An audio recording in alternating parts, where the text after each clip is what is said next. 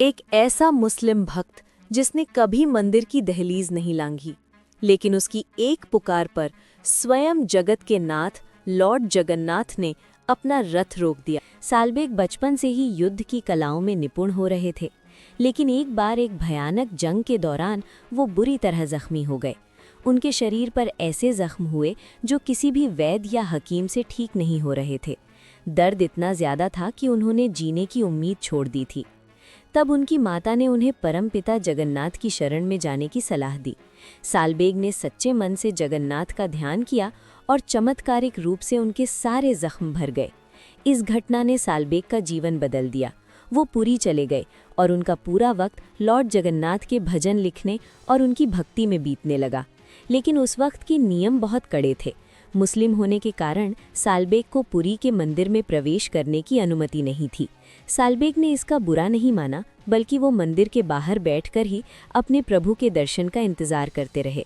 वो कहते थे, अगर मैं मंदिर नहीं जा सकता तो क्या हुआ, मेरे प्रभु तो मुझसे मिलने बाहर आएंगे।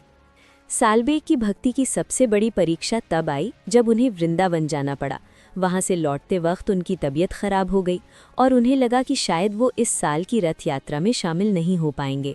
सालबेग ने तड़प कर अपने प्रभु से प्रार्थना की, हे नाथ, जब तक मैं पुरी नहीं पहुंच जाता तब तक अपना रथ बहुत आगे बढ़ाना, मैं आपके दर्शन के बिना नहीं जी सकता।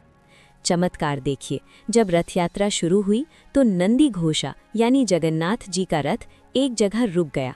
हजारों लोग रथ खींच रहे थे, हाथी लगाए गए, लेकिन रथ 1 इंच भी आगे नहीं बढ़ा।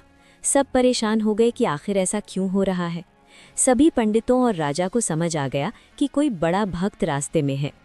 थोड़ी देर बाद सालबेग पुरी की सीमा में दाखिल हुए और रोते हुए रथ के पास पहुंचे। जैसे ही उन्होंने रथ को स्पर्श किया और प्रभु के दर्शन किए, रथ अपने आप आगे बढ़ने लगा। प्रभु ने अपने भक्त की पुकार सुन ली थी और उनके लिए रास्ता रोक दिया था।